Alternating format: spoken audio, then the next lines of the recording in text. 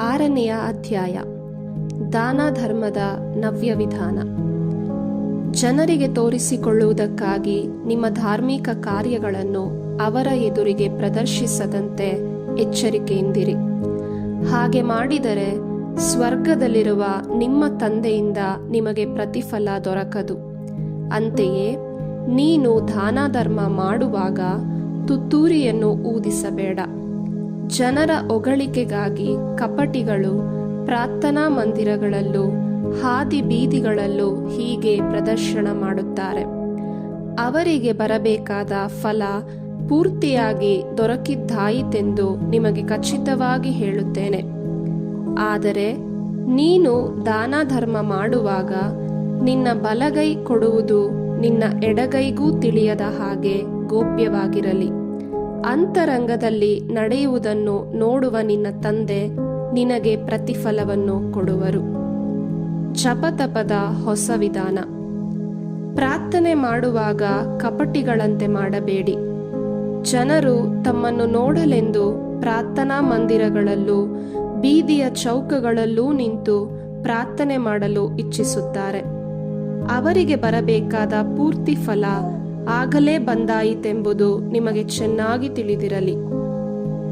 ನೀನು ಪ್ರಾರ್ಥನೆ ಮಾಡುವಾಗ ನಿನ್ನ ಕೊಠಡಿಗೆ ಹೋಗು, ಬಾಗಿಲನ್ನು ಮುಚ್ಚು, ಅಂತರಂಗದಲ್ಲಿರುವ ನಿನ್ನ ತಂದೆಗೆ ಪ್ರಾರ್ಥನೆ ಮಾಡು. ಅಂತರಂಗದಲ್ಲಿ ನಡೆಯುವುದನ್ನು ನೋಡುವ ನಿನ್ನ ತಂದೆ ನಿನಗೆ ಪ್ರತಿಫಲವನ್ನು ಕೊಡುವರು.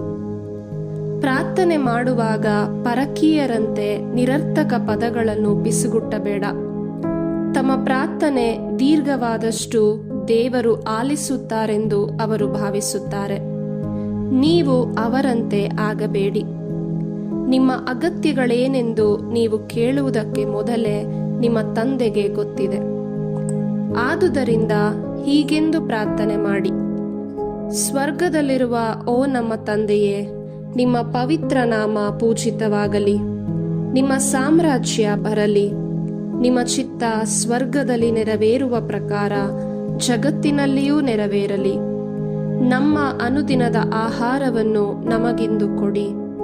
ನಮಗೆ ತಪ್ಪು ಮಾಡಿದವರನ್ನು ನಾವು ಕ್ಷಮಿಸುವ ಪ್ರಕಾರ ನಾವು ಮಾಡಿದ ತಪ್ಪುಗಳನ್ನು ಕ್ಷಮಿಸಿ. ನಮ್ಮನ್ನು ಶೋಧನೆಗೆ ಒಳಪಡಿಸಬೇಡಿ, ಕೇಡಿನಿಂದ ನಮ್ಮನ್ನು ರಕ್ಷಿಸಿರಿ. ಜನರ ತಪ್ಪುಗಳನ್ನು ನೀವು ಕ್ಷಮಿಸಿದರೆ ಸ್ವರ್ಗದಲ್ಲಿರುವ ನಿಮ್ಮ ತಂದೆ ನಿಮ್ಮನ್ನು ಕ್ಷಮಿಸುವರು. ಜನರನ್ನು ನೀವು ಕ್ಷಮಿಸದಿದ್ದರೆ ನಿಮ್ಮ ತಂದೆಯೂ ನಿಮ್ಮ ತಪ್ಪುಗಳನ್ನು ಕ್ಷಮಿಸರು. ಉಪವಾಸ ಮಾಡುವಾಗ ಕಪಟಿಗಳಂತೆ ಮುಖ ಸಪ್ಪೆ ಮಾಡಬೇಡಿ. ಜನರ ಕಣ್ಣಿಗೆ ತಾವು ಉಪವಾಸಿಗಳೆಂದು ತೋರ್ಪಡಿಸಿಕೊಳ್ಳುವುದಕ್ಕಾಗಿ ಅವರು ಮುಖವನ್ನು ಬಾಡಿಸಿಕೊಳ್ಳುತ್ತಾರೆ. ಅವರಿಗೆ ಬರಬೇಕಾದ ಫಲ ಪೂರ್ತಿಯಾಗಿ ದೊರಕಿಯಾಯಿತೆಂದು ನಿಮಗೆ ಖಚಿತವಾಗಿ ಹೇಳುತ್ತೇನೆ. ಆದರೆ ನೀನು ಉಪವಾಸ ಕೈಗೊಂಡಾಗ ಮುಖ ತೊಳೆದುಕೋ, ತಲೆ ಬಾಚಿಕೋ. ಆಗ ಉಪವಾಸ ಮಾಡುವವನಂತೆ ನೀನು ಜನರಿಗೆ ಕಾಣಿಸಿಕೊಳ್ಳುವುದಿಲ್ಲ. ಅಂತರಂಗದಲ್ಲಿ ಇರುವ ನಿನ್ನ ತಂದೆಗೆ ಮಾತ್ರ ಕಾಣಿಸಿಕೊಳ್ಳುವೆ. ಅಂತರಂಗದಲ್ಲಿ ನಡೆಯುವುದನ್ನು ನೋಡುವ ನಿನ್ನ ತಂದೆ ಅದಕ್ಕೆಲ್ಲ ಪ್ರತಿಫಲ ಕೊಡುವರು. ಅಳಿಯದ ಆಸ್ತಿ. ಇಹಲೋಕದಲ್ಲಿ ಆಸ್ತಿ ಪಾಸ್ತಿಯನ್ನು ಶೇಖರಿಸಿಡಬೇಡಿ. ಇಲ್ಲಿ ತುಕ್ಕು ಹಿಡಿದೀತು, ನುಸಿ ಹೊಡೆದೀತು, ಕಳ್ಳರು ಕನ್ನ ಕೊರೆದು ಕದ್ದಾರು.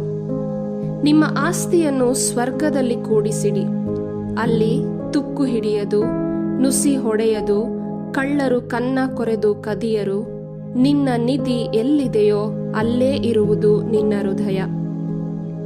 ಮಂಕಾಗದ ಮನಸ್ಸಾಕ್ಷಿ. ಕಣ್ಣೇ ದೇಹಕ್ಕೆ ದೀಪ. ನಿನ್ನ ಕಣ್ಣು ಸರಿ ಇದ್ದರೆ ದೇಹವೆಲ್ಲ ಕಾಂತಿಮಯವಾಗುವುದು. ಅದು ಕೆಟ್ಟಿದ್ದರೆ ನಿನ್ನ ದೇಹವೆಲ್ಲ ಕತ್ತಲೆಮಯವಾಗುವುದು. ನಿನ್ನೊಳಗಿರುವ ಬೆಳಕೆ ಕತ್ತಲೆಯಾದಲ್ಲಿ ಅದೆಂತಹ ಕರಾಳ ಕತ್ತಲೆಯಾಗಿರಬಹುದು.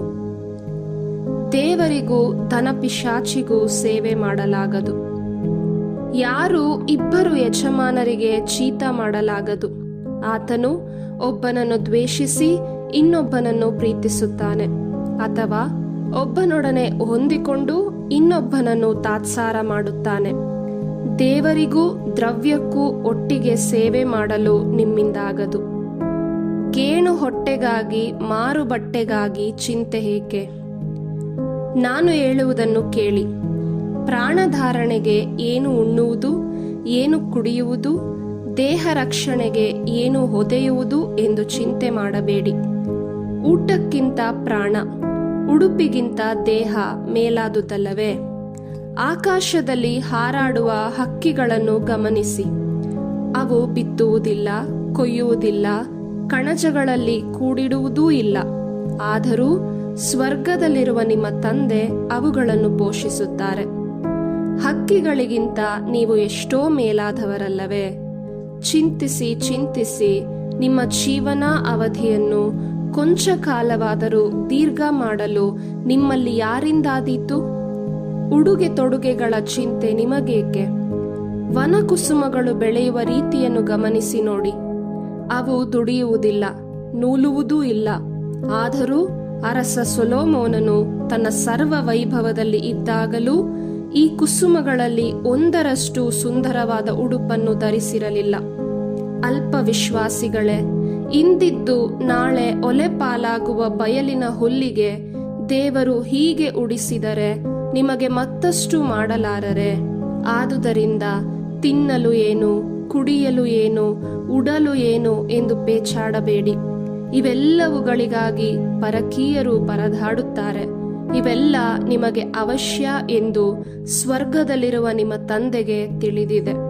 ನೀವಾದರೋ ಮೊದಲು ದೇವರ ಸಾಮ್ರಾಜ್ಯಕ್ಕಾಗಿ, ಅವರ ಸತ್ಸಂಬಂಧಕ್ಕಾಗಿ ತವಕಪಡಿ. ಇದರೊಂದಿಗೆ ಅವೆಲ್ಲವೂ ನಿಮಗೆ ನೀಡಲಾಗುವುದು. ಆದುದರಿಂದ ನಾಳೆಯ ಚಿಂತೆ ನಿಮಗೆ ಬೇಡ. ನಾಳೆಯ ಚಿಂತೆ ನಾಳೆಗೇ ಇರಲಿ. ಇಂದಿನ ಪಾಡೆ ಇಂದಿಗೆ ಸಾಕು.